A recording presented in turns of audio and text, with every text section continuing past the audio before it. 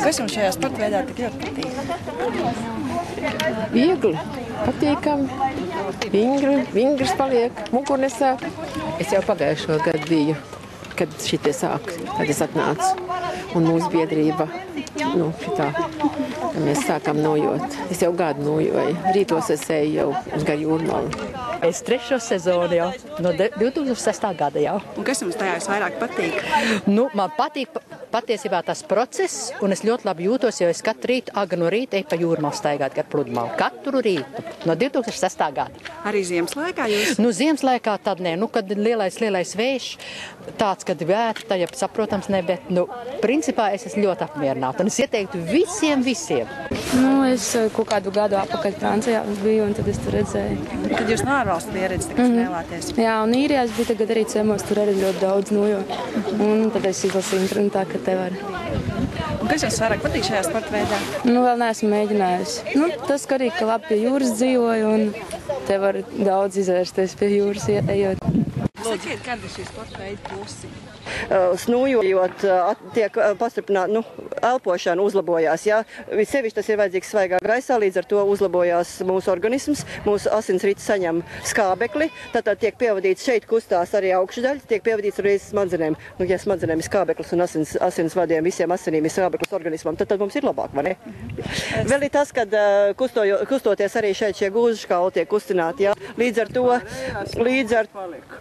ar to tas veselībai tas ir labāk un tas ir kā profilaks mūsu organismam. Tas viss. Kam šāds sporta veids būtu vairāk piemērots? Visiem, no šitāda līdz tādam. Jo ziniet, ko mūsu bērni dara sēd pie datoriem.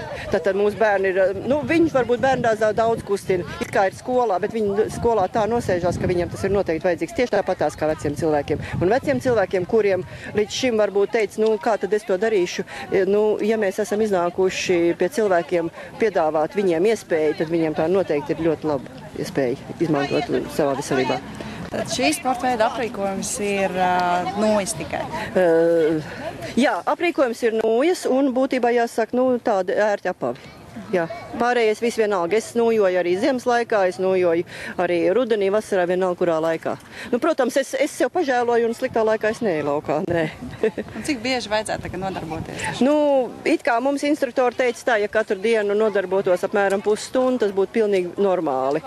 Man tas neiznāk, jo man arī cits darbs ir un viss, kas cits ir, bet apmēram 2-3 reizes nedēļā tad būtu pilnīgi pietiekoši. Pilnīgi pietiekoši tas būtu. Cik plaši ir liepājnieku atsaucība? Jūs jau redzējāt šodien. Kaut gan šis patreiz notiek diabētu biedrības tajā ietvarā, un tas notiek darba laikā, varētu būt, kad vakarā būtu daudz vairāk cilvēku gribētāji, jo man zvanu un tiešām pēc rakstiem avīzē un pēc visas tās reklāmas man patiešām ļoti daudz zvanu un prasa. Jā, un ļoti daudz cilvēku arī teica, man tā prasīja, vai nevarētu grupu veidot no jaunākiem cilvēkiem, jo, acīm redzot, viņiem ir pagaidām vēl viņiem ir jāmaina domāšana par to, kad viņi nonākuši ir vecāki cilvēki sabiedrībā. Bet man tam nav problēma.